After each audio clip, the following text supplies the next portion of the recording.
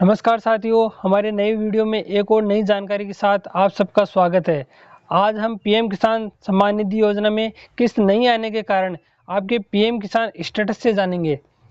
PM किसान योजना में अभी 17वीं किस्त 18 जून 2024 को काफ़ी किसान भाइयों को मिल चुकी है, लेकिन कुछ किसान भाइयों को इसका लाभ नहीं मिल पाया। लाभ क्यों नहीं मिल पाया, उसकी जानकारी आगे वीडियो में हम लेते हैं। उससे पहले अगर आप सरकारी योजनाओं की सही व सटीक जानकारी चाहते हो तो आप चैनल को सब्सक्राइब कर लीजिए और बेल आइकन को प्रेस कर दीजिए ताकि आने वाले नए वीडियो का नोटिफिकेशन आपको सबसे पहले मिल सके। पीएम किसान योजना में अपनी किस्तों का स्टेटस आप निकालना जानते होंगे, और अगर नहीं जानते हो तो हमारा इस पर पिछला वीडियो बनाया हुआ है, तो आप जिसका लिंक डिस्क्रिप्शन में दिया हुआ है, तो आप लिंक में डिस्क्रिप्शन से वो अपना पिछला वीडियो आप देख सकते हो, जिससे आप अपना स्टेटस खुद OTP से निकाल सकते हो। अब आपने अपना स्टेटस निकाल लिया, तो स्टेटस से आप कैसे जानेंगे कि आपकी किस्त क्यों नहीं आ पा रही है, उसकी जानकारी हम आगे वीडियो में देंगे।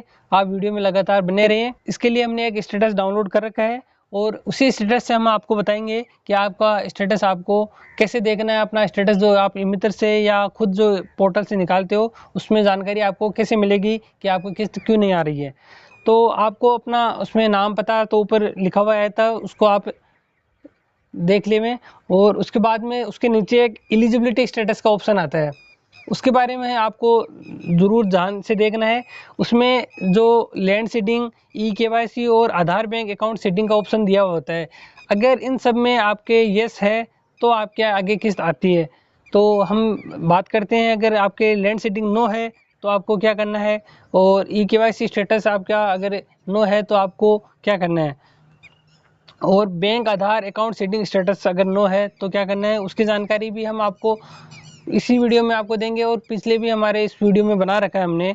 तो लैंड सीडिंग आपकी अगर नो है तो इसका मतलब है भूमि सत्यापन आपका हो नहीं रखा है। तो आपको भूमि सत्यापन कैसे करवाना है, आपको अपने जो जहाँ भी आपका गांव है उसके पटवारी हल्का के पास जाना है, और पटवारी हल्का से आपकी जांच रिपोर्ट लेके, और पटवारी स्तर से आपको जो ब्लॉक कार्यालय नोडल कार्यालय है वहाँ से आपकी लैंड सीडिंग का कार्य होगा, आपको लैंड सीडिंग वहाँ से करवानी होगी। ई-KYC की आपको खुद कर सकते हो, आप पोर्टल से कर सकते हो, ई-मित्र या CSC पे अंगूठे और OTP से भी आप कर सकते हो। और तीसरा है बैंक आधार बैंक अकाउंट सीडिंग स्टेटस, ये आपको बैंक में अपना DBT इनेबल करवा के आपको ही करवाना है। तो ये सब तीनों आपका अगर यस है तो आपके किस्त आने का संभावना रहती है। अब हम आगे बात करते हैं, अगर ये तीनों यस है फिर भी आपकी किस्त नहीं आ रही है तो आपको नीचे ये रीजन ऑफ इनएलिजिबिलिटी वाला स्टेटस को भी आपको देखना है। इसमें आपको क्या देखना है, इसमें देखना पड़ेगा कि अगर आपके डेट लिखी आ रही है, इनएलिजिबिलिटी में अगर डेट लिखी आ रही है तो इसका मतलब ये है कि आपका जो आवेदन था उसको बंद कर दिया गया है, ये इनएक्टिव है आपका आवेदन और इसको बंद किया गया है। और इसमें रीज़न भी लिखा हुआ था, देखो यहाँ पे रीज़न लिखा हुआ है अनट्रेसेबल बेनिफिशरी।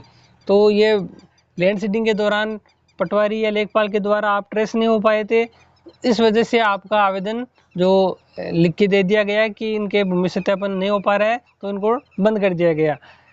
अब अगर यहाँ पे आपको अनट्रेसेबल बेनिफिशियरी लिखा हुआ है, डेट ऑफ इनएलिजिबिलिटी लिखी आ रही है, और आगे आपको यहाँ पे लैंड सीडिंग यस दिख रहा है, इसका मतलब ये हुआ कि आपका पटवारी जी के पास आपका डाटा चला गया है, और आपका ट्रेस के लिए नोडल जो ब्लॉक नोडल तहसील कार्यालय है वहाँ से आपको लैंड सीडिंग तो कर दी गई है, लेकिन अभी उनके द्वारा एक्टिव के लिए उनको जिला नोडल अधिकारी भेजना होता है, तो वो आपका भेजा हुआ है, लेकिन वो अभी आपका स्टेटस एक्टिव नहीं हुआ है। इस वजह से आपका देखो यहाँ पे लिखा रहा है डेट ऑफ इनएलिजिबिलिटी रिवोकेशन।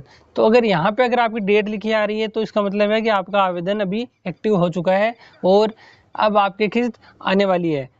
और अगर यहाँ पे डेट नहीं लिखी आ रही है तो इसका मतलब है कि अभी आपका आवेदन इनएक्टिव ही है, अभी एक्टिव नहीं हुआ है। तो आप अपने तहसील कार्यालय से या पटवारी स्तर से पता कर सकते हो कि आपका आगे डाटा नोडल अधिकारी को भेजा हुआ है या नहीं है। अगर भेजा हुआ है तो आप वेट करो, आपका एक्टिव होने के बाद में यहाँ पे डेट लिखी हुई आ जाएगी।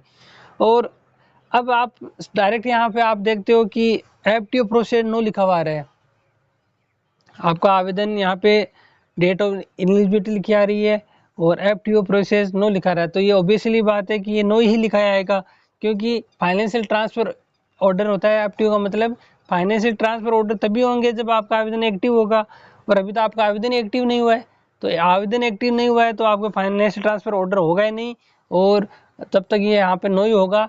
और जब आपका फाइनेंशियल ट्रांसफर ऑर्डर येस होगा तो आपका रिवोकेशन भी डेट आ जाएगी, और उसमें आपका पैसे है वो आ जाएंगे। तो आप ये फाइनेंशियल ट्रांसफर ऑर्डर नो लिखा हुआ आ रहा है तो आप चिंता ना हो। आप इसका रीज़न ये है कि आपका अभी आवेदन इनएक्टिव है, एक्टिव हुआ नहीं है। एक्टिव होने के बाद में आपका वेटिंग फॉर अप्रूवल स्टेट होगा, और उसके बाद में आपके फाइनेंशियल ट्रांसफर में येस हो जाएगा और आपकी किस्त आ जाएगी। और ये किस्त एफटीओ आपका येस होने के बाद में, और जो आपकी किस्त पुरानी रही हुई है, जितनी भी रही हुई है किस्त है, वो सारी आपको मिल जाएगी। लेकिन जो इसमें समय लग रहा है, क्योंकि ये पहले पटवारी स्तर से आगे आपकी रिपोर्ट जाती है, नोडल पे जाती है, जिला नोडल पे जाती है, स्टेट पे जाती है, और उसके बाद में जो इसका मेन कृषि जो विभाग है जो केंद्र सरकार का है, वहाँ से आपका वापस रिवोकेशन होना होता है। तो इस प्रोसेस में थोड़ा टाइम लगता है, तो आप वेट करिए, पैसे आपके आ जाएंगे। निश्चित रहिए, इसमें आपको कहीं घबराने की कहीं अभी आवश्यकता नहीं है। और इस बात का ज़रूर आप पता कर लीजिए कि आपका आवेदन है वो पटवारी स्तर से या जो आपका नोडल है वहाँ से जिला कार्यालय के लिए गया हुआ है या नहीं है। ये कंफर्म होने के बाद में आप निश्चित रहिए, उसके बाद में आपका रिवोकेशन होके सारी किस्त आपके आ जाएगी। तो अगर आपको जानकारी वीडियो में अच्छी लगी है तो वीडियो को लाइक कीजिए, शेयर कीजिए, और ऐसे लोगों तक पहुंचाइए जहां पीएम किसान योजना के बारे में जानकारी नहीं है, या वो जानकारी उन तक पहुंच नहीं पा रही है, तो आप वीडियो के माध्यम से उनके पास जानकारी पहुंचाइए। धन्यवाद।